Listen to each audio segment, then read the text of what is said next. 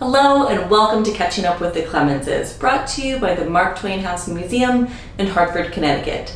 I'm Jody and I care for the museum's collections. And I'm Erin. I coordinate school programs at the museum. In the last episode, we learned how people in New England harvested ice each winter,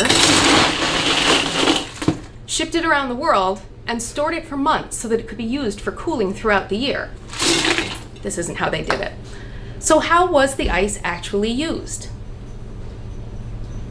In one of our episodes about toilet paper, we talked about how some new inventions are actually a few different inventions that all have to work together. Toilet paper, for instance, required someone to invent a way of making long strips of perforated paper, but also to invent the cardboard tube in the middle. Other inventions required or took advantage of new modes of transportation, like trains, and storage, like tin cans. All of these things applied to ice. In this case, inventions were a little backwards. Thomas More patented the first refrigerator, like this one, in 1803, years before ice became widely available. It would have only been useful for people who had their own personal ice wells or ice houses. As soon as ice became more widely available, refrigerators became more widely used. If you had a refrigerator like this one, you'd order ice from a local ice company, and they would deliver it to your home on a wagon. This is a pair of ice tongs that you'd use to lift the ice and place it on the shelf at the top of the refrigerator. Why do you think the ice was placed at the top of the refrigerator? Ice cools the air inside the refrigerator, and since cold air is more dense, it sinks from the top to the bottom of the cabinet and cools the food kept on the lower shelves. Over time, the ice melts and it drains into the tray at the very bottom. The kitchen staff would have to keep their eyes on this tray and empty it a few times a day before it overflowed. Families like the Clemenses paid for ice by the pound. But how much ice would you want to order, and how often? What would shape those choices? Well, first, you wouldn't want to order more than could fit in your refrigerator. You couldn't just put it on the shelf to save it for later. And not all the refrigerators that people had were as big as the ones the Clemens family had. And many families who didn't have the kind of money this family had couldn't afford to buy the amount of ice they did.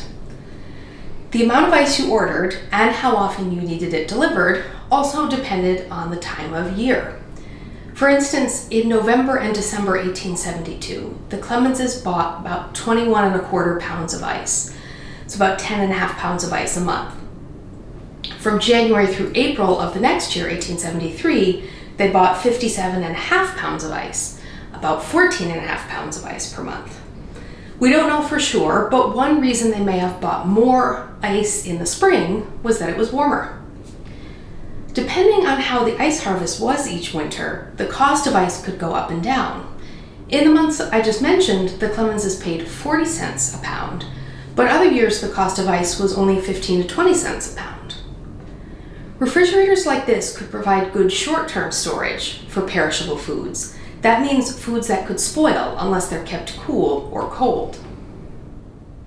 Not everything needed to be stored in a refrigerator, though. Today, in the United States, the eggs you buy from the store have been washed. This process removes the protective covering, and it's why we have to keep them in the refrigerator. Now, the eggs that the Clemenses would have bought or collected from their own chickens could have been stored safely on the counter for several weeks. Other perishable foods, like apples and potatoes, could be kept in a cellar where it would remain cool enough to preserve them for months. Many people in New England still do this today. As we talked about in an earlier episode, many families preserve fruits and vegetables by canning them. But refrigerators made it a little bit easier to keep some foods unspoiled and safe to eat. But no matter how much ice you had or how good your refrigerator was, it wasn't the same as a modern freezer. You couldn't buy your Thanksgiving turkey in October and keep it frozen for months, but that didn't mean you couldn't enjoy frozen treats at home. You could use some of that ice to make ice cream. Ice cream started appearing in recipe books in France in the late 17th century. But just like ice itself, it had been something only rich people could afford. William Black, a Scotsman living in colonial Virginia, noted in his 1744 diary, that he was served a dessert containing strawberries and ice cream, and he called it a rarity, which means something you don't see very often. This wasn't just because it was hard to get your hands on, it's because ice cream was hard to make by hand back then. Thomas Jefferson helped popularize ice cream when he served it in the White House as president. He had copied down a recipe for it, probably when he was living in France 15 years before that, and that recipe had 18 steps. But as ice became more widely available, so did ice cream, served in restaurants and hotels. And people became interested in inventing something that would make it easier to make ice cream at home. Enter the hand-cranked ice cream freezer, invented by Nancy Maria Donaldson Johnson in 1843. You put the ingredients for the ice cream in a small container that sat inside a larger container. In the space between, you placed crushed ice and salt, which chilled the small container and everything inside it. The crank on top turned a paddle inside the small container, which helped incorporate some air into the ice cream so that it became scoopable, not a hard frozen brick of cream. Johnson's invention even lets you make 2 different flavors at once. You can still make ice cream using one of these today. Most of the ice cream people ate in this period came from commercial ice cream parlors, and they tended to use artificial refrigeration processes we learned about in the last episode. For special occasions, the Clemenses bought vanilla and chocolate ice cream from Haberstein's, an ice cream parlor and bakery at the other end of Farmington Avenue.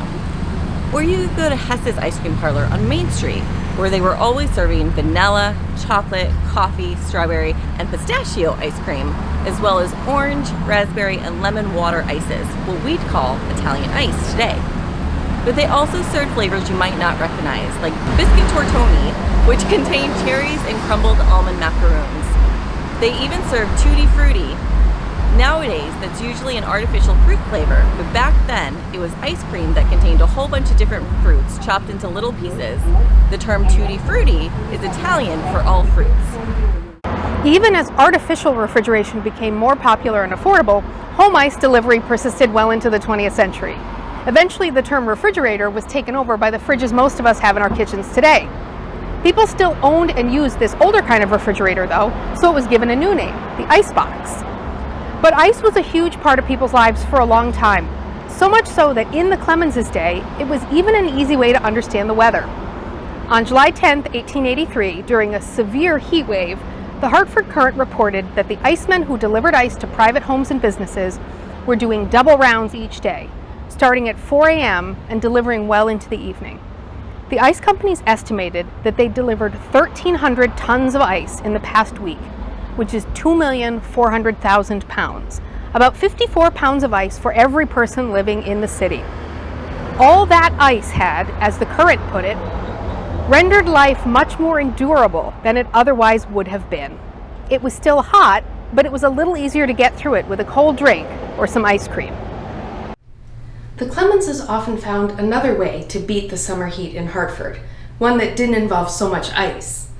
They usually went to Quarry Farm in Elmira, New York, where Livy Clemens' family lived. You've heard us mention Quarry Farm in other episodes, but where was this magical place? We took a little field trip for ice cream in this episode, but join us next time as we take a 300-mile journey to show you the Clemens family's summer paradise. For next time, can you figure out the connection between Quarry Farm and this bed? See you next time. Do you have a question for us? You can send us an email at catchingup@marktwainhouse.org or send us a letter at the Mark Twain House and Museum, 351 Farmington Avenue, Hartford, Connecticut, 06105. Along with your question, tell us your first name, your age, and what city or town you live in. If we feature your question in a future video, we'll be sure to give you a shout out. Don't forget to like this video and hit the subscribe button so you don't miss an episode. We want to keep our educational materials accessible to all, but while these videos are free for you, they're not free for us. If you want to support the creation of Catching Up with the Clemenses videos and other educational programming here at the Mark Twain House Museum, please follow the link in the description below to donate now.